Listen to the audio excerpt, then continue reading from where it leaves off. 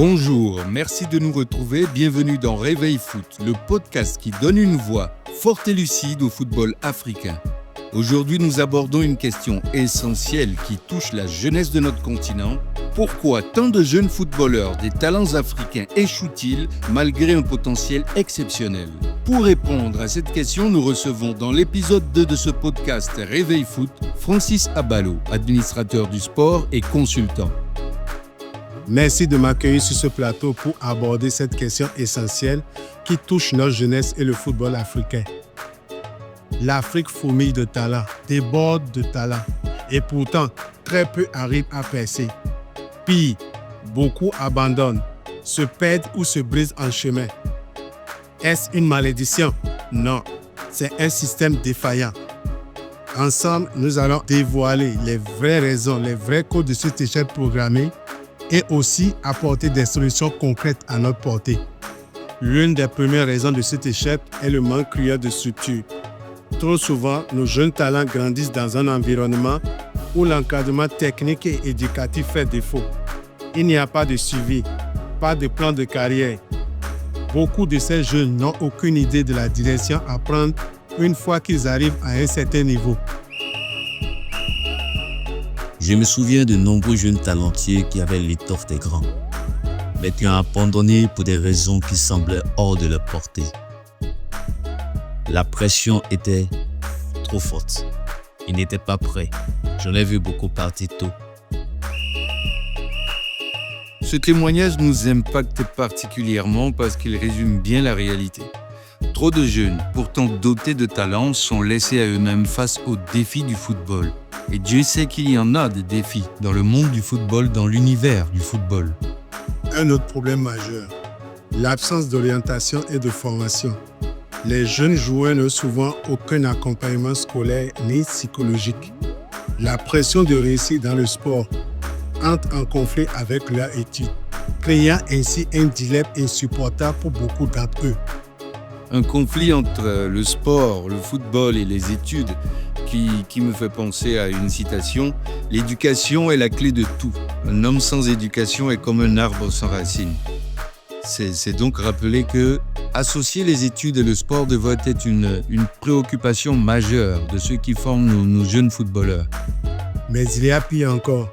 Les jeunes footballeurs sont souvent influencés par des entourages malveillants.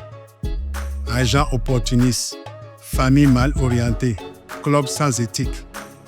Tous profitent parfois de leur naïveté, de leur manque d'expérience et surtout de leur envie de réussir. Ce phénomène d'exploitation est une triste réalité qui est à l'origine de nombreux échecs. Nous devons aussi parler d'un aspect fondamental, mais trop souvent négligé, la gestion émotionnelle. Ces jeunes joueurs poussés par la pression de la réussite sont souvent laissés à eux-mêmes face à la souffrance d'une blessure ou d'un échec. La préparation mentale, essentielle pour surmonter les hauts et les bas du football, est quasiment inexistante. L'absence de soutien psychologique devient alors un obstacle majeur à leur développement. Il faut absolument que nos jeunes soient préparés mentalement et émotionnellement. C'est la clé pour qu'ils restent solides face aux obstacles. Sinon, ils finissent par abandonner. Alors que faire? Il est impératif de repenser cet écosystème. Pour éviter ces échecs, il est crucial de créer un environnement de soutien solide. Et cela commence dès la base, avec l'implication des familles, des entraîneurs et des mentors. Ils doivent comprendre la réalité du métier et être formés pour accompagner les jeunes sur le long terme. Mais cela ne s'arrête pas là. Les écoles, les académies et les clubs doivent s'impliquer davantage. Il faut une collaboration, une structure claire qui permette à chaque jeune de savoir où il va et comment il peut y arriver. Il faut aussi sensibiliser les jeunes aux réalités du football professionnel. Le talent à lui seul ne suffit pas. Il leur faut une vision claire, des stratégies, un plan et surtout, ils doivent savoir gérer la pression. La préparation mentale doit être intégrée à leur quotidien pour qu'ils puissent affronter les défis du terrain et de la vie.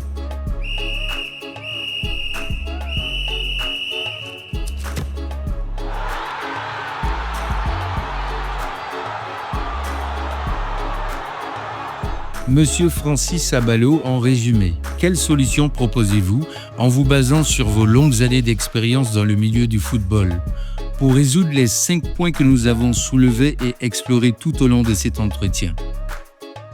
En 1, le manque de formation. Le talent bruissant surtout finit par se perdre.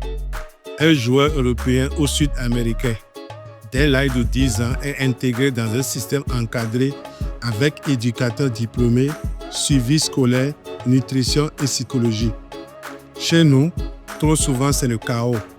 Pas de vrai programme d'entraînement, aucun plan de progression individualisé, encadrement improvisé.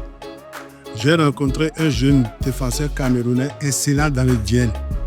Rapide, agressif, mais il n'avait aucune lecture du jeu. Il ne savait pas se positionner sans le ballon. Il m'a dit, personne ne m'a jamais appris cela. Lorsqu'il passe un essai en Europe, il est recalé, pas pour son physique, mais pour son manque de base. Comme solution, il est important de créer des centres de formation accessibles, former des éducateurs avec des certifications CAF et FIFA, exiger des standards minimums dans les académies. En 2, la question de l'encadrement insuffisant des jeunes footballeurs. L'absence d'encadrement global.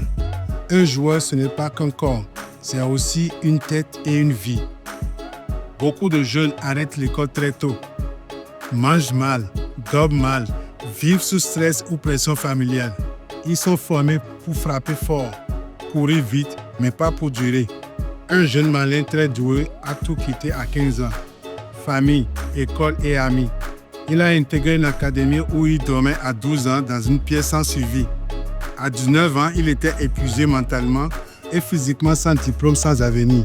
Il faut créer des programmes d'accompagnement psychologique et éducatif. Intégrer l'éducation comme une obligation. Sensibiliser les familles sur le long terme. En 3, la douloureuse question des faux agents avec leurs fausses promesses.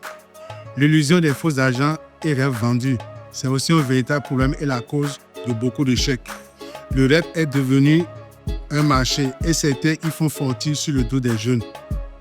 Les faux agents pullulent, ils promettent des contrats, des essais en Europe pour ces jeunes-là. Mais bien souvent, ce sont des pièges et les jeunes tombent dedans. En 2022, plus de 800 jeunes africains abandonnés dans des clubs fantômes en Europe de l'Est. Sans papier, sans soutien, certains dorment dans les gares. Le pire, certains parents hypothèquent leur maison pour payer ces agents. Comme solution, il faut réglementer les agents sportifs, exiger une carte officielle plus référence, éduquer les familles et les jeunes sur les vrais circuits, car FIFA et des fédérations. En 4, le sujet crucial de la faiblesse chronique du système foot local. Des structures locales défaillantes sont aussi une cause. Un joueur ne peut pas grandir dans un environnement fragile. Nos championnats locaux sont souvent mal organisés, mal payés et irréguliers. Certains clubs ne jouent que 5 mois par an. Les primes ne tombent pas d'assurance, pas de vision. La conséquence immédiate, c'est que les jeunes fuient, cherchent ailleurs, même sans préparation. Un club ivoirien a arrêté sa saison en plein milieu faute de budget. Résultat, 20 jeunes laissés sans compétition ni encadrement pendant des mois. Il faut professionnaliser nos ligues, exiger des contrats écrits, des salaires minimums, valoriser la compétition locale. Et enfin, en 5, à propos de la mentalité court-termiste qui incite les jeunes footballeurs et leur entourage à faire de mauvais choix. La mentalité court-termiste. Beaucoup de jeunes veulent être stars avant d'être solides. On veut réussir vite. Trop vite. Certains refusent des clubs locaux sérieux pour atteindre l'Europe. D'autres s'enflamment après une bonne saison et arrêtent de travailler. Il faudrait enseigner aux jeunes la patience, la discipline, la résilience. Intégrer le développement personnel dans la formation. Célébrer l'évolution, pas juste la scienture. Nos jeunes footballeurs africains échouent, non pas parce qu'ils sont moins bons, mais parce que le système ne les accompagne pas. Mais cela pourrait changer si on essaie de mettre des structures de guidance en place. Si nous formons mieux, encadrons mieux, protégeons mieux nos jeunes, alors l'Afrique ne sera plus un réservoir à exporter, mais une puissance footballistique à part entière. Former des formateurs, créer des écoles de base solides. Un joueur, c'est un projet à long terme. Impliquer famille, éducateurs et psychologues, ainsi que les écoles. car le joueur est un tout, pas qu'un corps. Réguler les agents, sensibiliser les familles et les clubs. Un vrai agent forme, protège et accompagne. Il faut professionnaliser les structures locales, offrir de la stabilité, du suivi et une vraie explosion des jeunes. Former des mentalités solides, apprendre la patience, le travail, la vision à long terme à nos jeunes footballeurs. L'échec des jeunes footballeurs africains n'est pas une fatalité. Mais tant qu'on n'attaque pas ces vraies causes, on continuera à perdre des générations entières.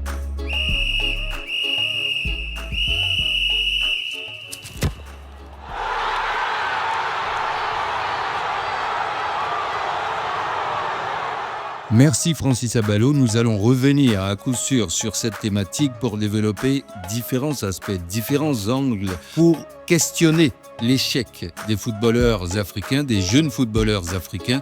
Et ce que nous pouvons retenir de cet épisode-ci, c'est que le talent à lui seul ne suffit pas. Sans une structure solide, sans un cadre bien pensé, un talent peut se perdre dans l'abîme. Si vous avez un talent du football autour de vous, c'est le moment de vous poser des bonnes questions. Si nous voulons véritablement permettre à nos jeunes de s'épanouir et de briller, il est essentiel d'agir dès le départ, dès maintenant. Merci de nous avoir écoutés sur cet épisode de Réveil Foot. Si vous avez aimé ou pas, dites-le nous en commentaire. Surtout, abonnez-vous, partagez et laissez donc un avis.